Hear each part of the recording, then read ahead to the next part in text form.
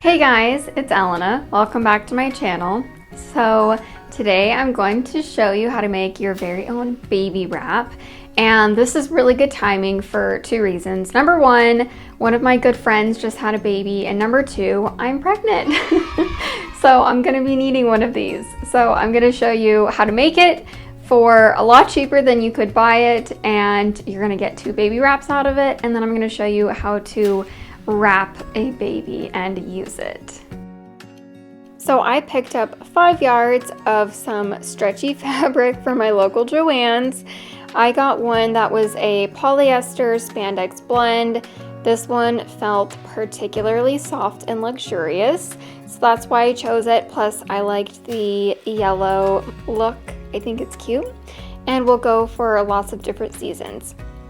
So I ended up just leaving my fabric on the bolt. It was a lot easier to transport that way and keep a little bit more organized. So I am just basically rolling it out as much as I can on my floor.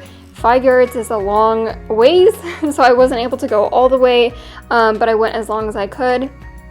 And then I'm just making sure to smooth out my fabric as much as possible. I'm basically just maintaining the fold that's already there because this fabric is very clingy and hard to get nice and straight and flat. And admire the little pillow I'm kneeling on. I'm just making sure that my fabric is where I want it, and it's about 30-ish inches wide when it's folded in half like this.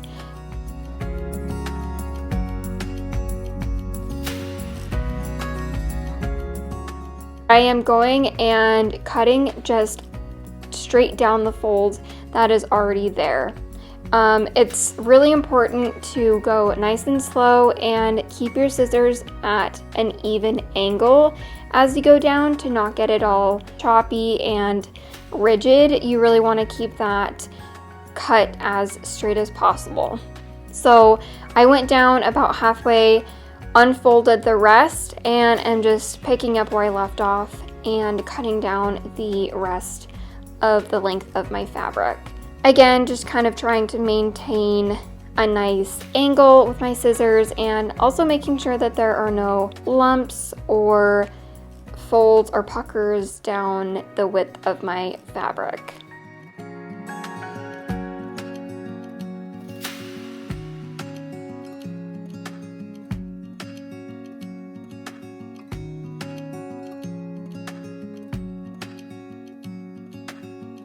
So once I've cut it down all the way, I just pulled up the top portion that I cut, and here is the bottom portion that I cut, and here you have two wraps.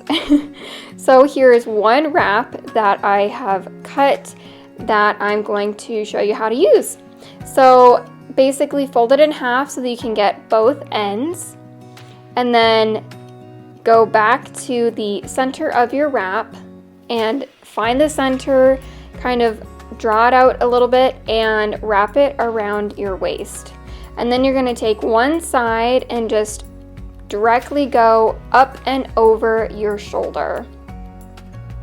So it's kind of wrapped around your waist and then up around your shoulder.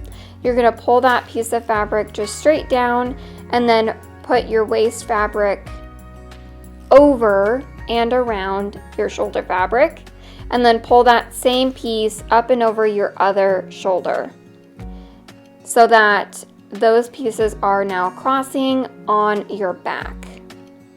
Once you've done that, you can pull that through the waist portion of your wrap.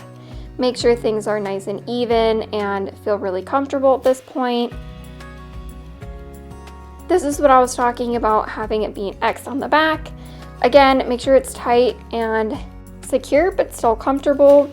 You're gonna cross over your two shoulder pieces and then take it around the back, cross it again, and bring your two pieces to the front and tie in a knot.